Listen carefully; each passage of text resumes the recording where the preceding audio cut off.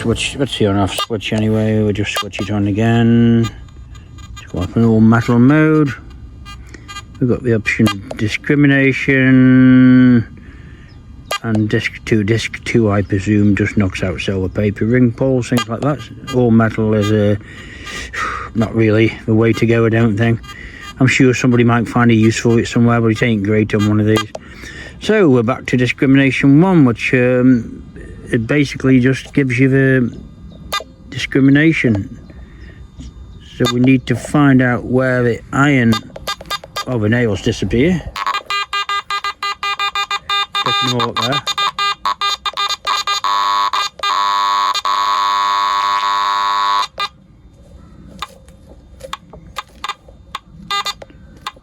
It's crackling over nails there.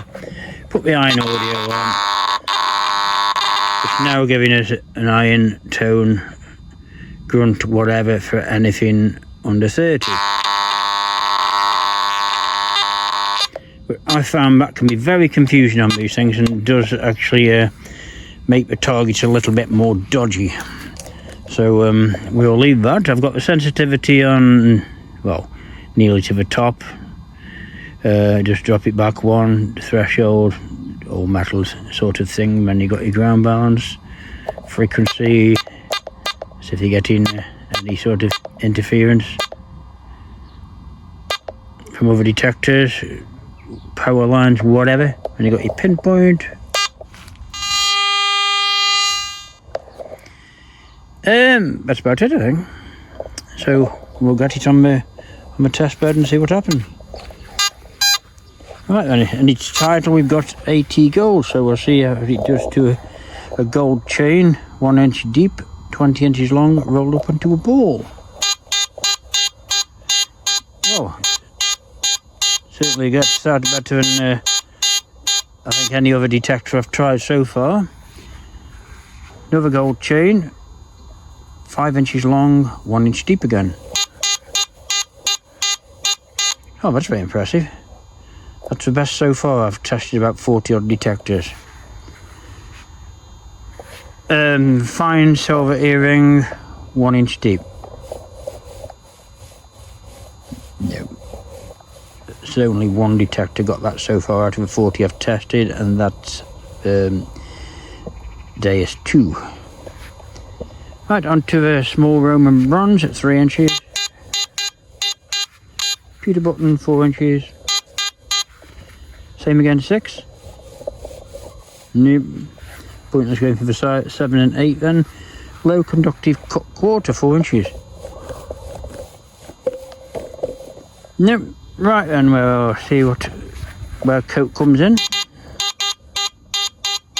The constant sort of 38, 39. See where the Roman bronze is. Yeah, it gets that quite happily, so it isn't going to lose a Roman bronze or something like that if you knock the coke out. Galena, 6 inches. That should be about 38, same as a coke. There we go. Thereabouts. 177 air rifle pellet, 4 inches deep. Yep. Thin copper ring, 8 inches. Nope. I'm sure if it had a bigger coil, I'd get a few of these things, but this is the coil it comes with, so that's what it gets tested with. Right, separation and discrimination. Iron cord 2 pence.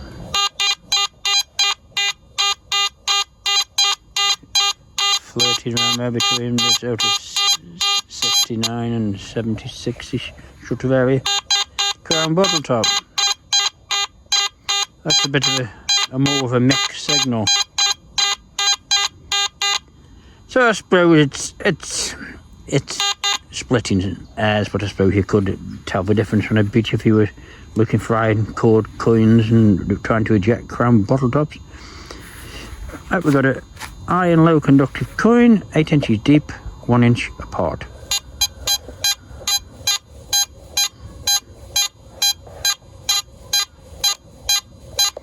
That's getting it, but I aren't recognise it as being 2 coins down there. Same again, only 3 inches deep. Again, two different tones now. Ring pull and 20 pence. Ring pull.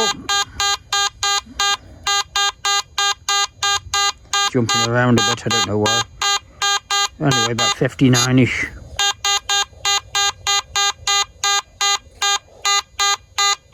About the same. You're not going to be able to separate those on a beach anyway. So if you want your 20 pences, you're going to have to dig all the ring pulls up as well. And 10 pences, and 50 pences probably. Right, 3-inch deep, low and high conductive coins with a steel staple sitting in the middle of them. Just put the iron audio on.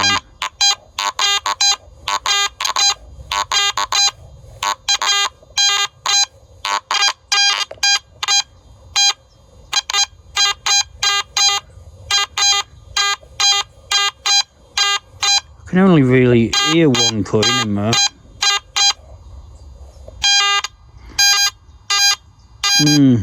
Not sure about that one. Sometimes I'll play them back on the video when I'm making the video, and I can actually hear things I can't hear in real life, so that's when I sort of knock the scores up. Anyway, we'll go on to low conductive coins. We'll skip those and go straight to the 7-inch one. It should be capable of that. Yeah, 8-inch. 9-inch 5 pence. Nope, stops dead there. Right, then we'll get the 5 pence on edge, 5 inches. And lengthways, 6 inches. And lengthways again. Quite good. 7 inches. Just about. And down the length.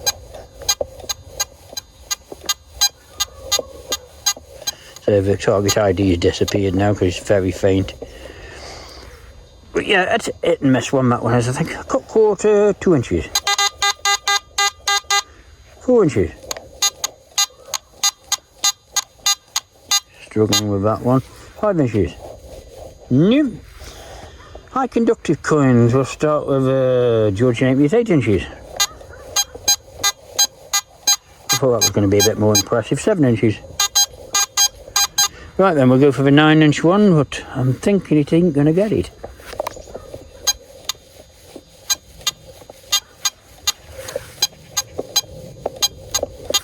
So there's no target ID on there. I probably wouldn't be digging that unless I was desperate or on an extremely good site. Georgian 8 on edge, 6 inches. And across the edge of it. That sounded quite good. 7 inches. There's a very sharp cut-off on this. It either gets it or it suddenly doesn't. Right, cartwheel penny, 9 inches. Go back one to 8 inches.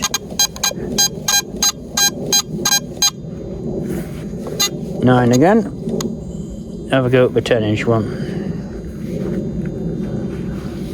Blinded. No, sudden drop off again. Cartwheel penny on edge, 8 inches. Down the length. Nope. Oh, onto the artifacts. Large musket ball, 4 inches. Musket ball, 7 inches. Small bottle, 6 inches. 8 inches. Fibula, 3 inches. 5 inches. Gets through easily enough. Also on this bottle, 15 inches. I don't think he's going to get that. No. Fibula, 7 inches. No, not going to get any of these other ones, so onto the silver coins. Victorian silver threepenny bit, 6 inches. Sixpence, 7 inches. No idea, but 95% of detectors don't get that. I've no idea why, because no iron down there. Victorian silver shilling, 8 inches. Just about. Edward Penny, medieval, 6 inches. Another hammered, 8 inches deep, 1563 30 bit.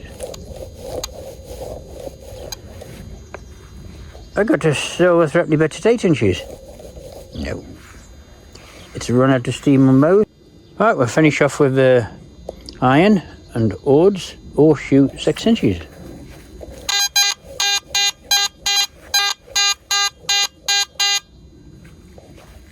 Large iron bottle, 6 inches. 20 pence, 8 inches, 3 nails sitting on top of it.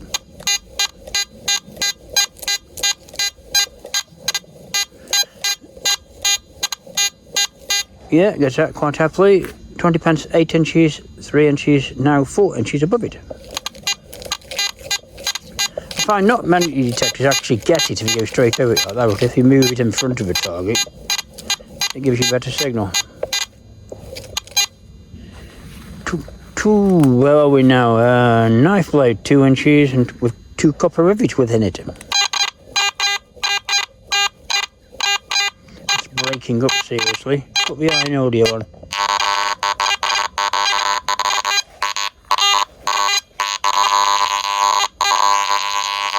Can't hear anything happening on there, so I'll just pull that off a minute. It's getting my rivets now. It's very hit and miss. If I didn't know it was actually there, then I probably wouldn't be bothering. Large nails, 6 inches with 20 pence sitting on top of it.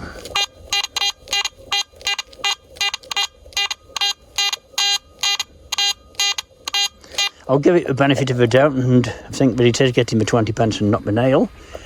Halfpenny, 6 inches, coke 1 inch. There's a coke coming out with 39. Right. Fluctuating a bit there now. Very mixed signal. And if we move forward slightly, get the Georgian 8 just about. Penknife. Every detector gets that. Horseshoe, 2 inches, 20 pence, 6 inches.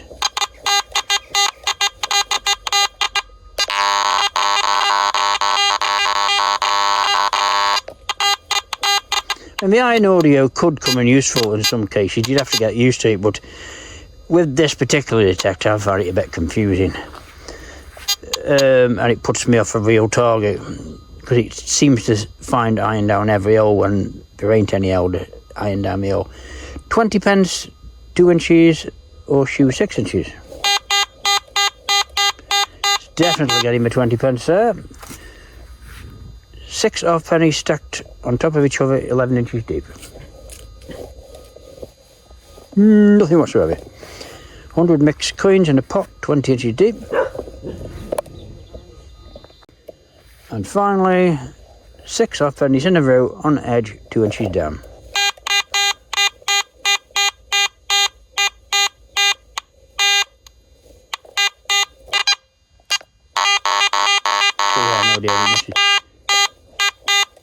It is giving a signal sort of though. It is technically a broken signal.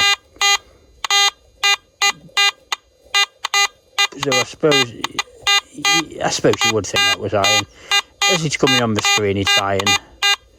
Just audio wise, it's just giving me a little bit of a glimmer of hope there. But the more I think about it, the more I think it's iron. Anyway, it isn't, but we could mind it the other way. And it gives you a more definite thing to dig. Right, likes and dislikes. I'm a bit indifferent really on the like, because there's not many detectors I actually like, so I've got no opinion one way or the other on this really. Dislikes, I don't like the coil plug because it's very fiddly and there's always a chance one of the pins is going to snap off at any given moment. And I find particularly annoying that when I pull the battery door open and try and get the batteries changed, then the actual door and battery pod hit the cam lock, which just annoys me really. But that's just me. Anyway, on to now the problems I've found with these in the past, which would be probably good for you to have a look at should you be buying a second-hand one. I mean, it isn't very often you get these problems, but every detector has certain things you need to look at if you're buying a second-hand one. It's very rare, really, but I'll just point out the things I've noticed in the past. They're all very rare, but it's worth looking for anyway. First one, settings. When you switch the detector off, it didn't retain your settings you had on there before. We had to start again. Pinpoint button sometimes doesn't work. Control box, there's two locating lugs that go into the stem there. Sometimes these snap off and people have put oversized screws in there to fix the problem. Helped with a bit of glue. The cam locks used to snap a bit on the old ones, but that happens on a lot of detectors. And the most common one probably is a air bubble that appears underneath the decal on the screen where the readout is. So that just needs the actual decal replacing. It just peels off and you stick another one on. That's all I know of problems I've come across with the AT range of Garrett's in the past. On to results now, and meant to see where the AT Gold sits in the final leaderboard. Well, thanks for watching anyway. I'll be back very shortly with another test, which will be the Minelab Xterra Elite versus Xterra Pro. I'll be testing them with 5 different coils. So thanks so much for watching again, and bye for now.